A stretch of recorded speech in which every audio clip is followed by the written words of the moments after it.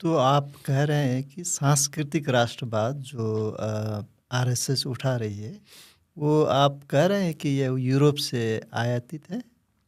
बिल्कुल 100% आयातित है। किस तरह कहा जा ये सकता है तो, ये? अरे भाई, ये जो जर्मन राष्ट्रवाद क्या जबकि ये है? तो कह रहे हैं ये तो ऑर्गेनिक है, हमारे यहाँ की पूर्वीय उत्पादन है। अरे ये तो एकदम झूठ है भाई। ये तो सारा जो आरएसएस का सांस्कृतिक राष्ट्रवाद है, जी। ये 19वीं सदी के यूरोप से इंस्पायर्ड है। मतलब आरएसएस के लोगों के हीरो कौन थे?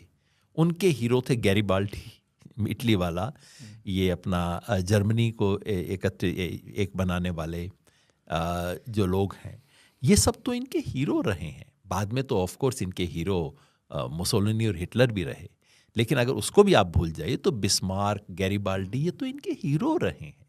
ये कोई मैं नहीं बोल रहा आज, इनकी किताबें पढ़ लीजिए, आप सावरकर की किताब पढ़ लीजिए, इन सब के तो हीरो रहे हैं। तो ये जो राष्ट्र की अवधारणा है, ये जिस अर्थ में आज इस्तेमाल हो रही है, बिल्कुल यूरोप की नकल है। और आप यूरोप का इतिहास देख लीजिए, क्या किया उन्होंने राष्ट्र बना के, सिर्फ खून खराबा। जी। यूरोप यूरोप की विविधता, पूरा यूरोप आप जोड़ लीजिए और पूरा दक्षिण एशिया एक तरफ कर लीजिए, पूरे यूरोप की विविधता दक्षिण एशिया की विविधता से बहुत कम है। जी। उन्होंने 40 देश बना रखे हैं, हमारे यहाँ पे 7 हैं, है ना।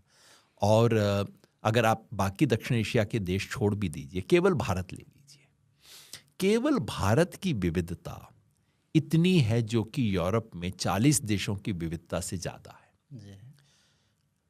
भारत का सॉल्यूशन क्या था? अनेकता में एकता, मिलके साथ रहेंगे। पंजाब, सिंध, गुजरात, मराठा, द्राविड़, उत्कल, बंगा, सब साथ रहेंगे। और सब अपने आप को द्राविड़ कहना चाहता है, द्राविड़ कहेगा, उत्कल कहेगा, पंजाब कहेगा। अपने आपसे मैं कभी ये नहीं पूछूंगा कि तुम पंजाबी हो या भारतीय हो, उत्कल हो या भारतीय हो, नहीं, आप वो भी हो, ये भी हो। ये भारत का था। यूरोप का सॉल्यूशन ये था कि तुम बताओ, तुम पंजाबी हो या भारतीय हो, दोनों में से एक चूज करो। तो ये जो सारी अवधारणा है, one nation, one language, one religion, one culture, ये यूरोपीय अवधारणा है, ये हमारी अवधारणा नहीं है। इसलिए सांस्कृतिक राष्ट्रवाद की पूरी जो बात है, ये मानसिक गुलामी का परिणाम है। हमारा हमारा राष्ट्रवाद ऐसा नहीं था। कम से कम भारत के राष्ट्रवाद की मैं बात कर सकता हूँ, जो भारत के राष्ट्रीय आंदोलन से पैदा हुआ, जिसका नेपाली राजनीति से काफ़ी संबंध रहा, बहुत गहरा संबंध भी रहा। भारत का राष्ट्रवाद जो था, वो कभी भी अपने पड़ोसी को दबाने का राष्ट्रवाद नहीं था। भारत के राष्ट्रवाद ने मुझे साउथ अफ्रीका से जोड़ा, मुझे उसने लैटिन अमेरिका से जोड़ा। भारत का राष्ट्रवाद बांडुंग में गया।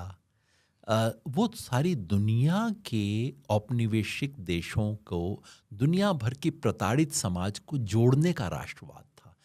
कभी भी भारत का राष्ट्रवाद ये नहीं था कि मैं अपने पड़ोसी के ऊपर ये कर लूं। भाई, स्वतंत्र भारत के पहले कामों में से एक था कि हमने जाके यूएन में चीन की मेंबरशिप के पक्ष में बोला। क्यों? क्योंकि हमें डर नहीं था चीन से। हमें लगता था कि ये भी मेरी तरह प्रताड़ित एक देश है, मेरा पड़ोसी है, मेरा भाई है, मेरा मित्र है। ये भारतीय राष्ट्रवाद जो है, इसलिए यूरोप का राष्ट्रवाद तो एक बीमारी है। उस बीमारी को हम दुनिया यहां पे क्यों ला रहे हैं भैया? यूरोप के राष्ट्रवाद से इतना खून खराबा, first world war, second world war किस चीज की प्रोडक्ट है? ये यूरोप के राष्ट्रवाद की प्रोडक्ट है। उस बीमारी को मैं आदर्श मान के अपने घर में लेके आऊं, इससे बुरी बात क्या हो सकती है? तो बिल्कुल ये तो आरएसएस का जो सांस्कृतिक राष्ट्रवाद जिसको वो कहते हैं, ये यूरोप की बीमारी को इंपोर्ट करने का काम है। क्योंकि हमारी मिट्टी का जो राष्ट्रवाद रहा है, वो बहुत अलग किस्म का राष्ट्रवाद है।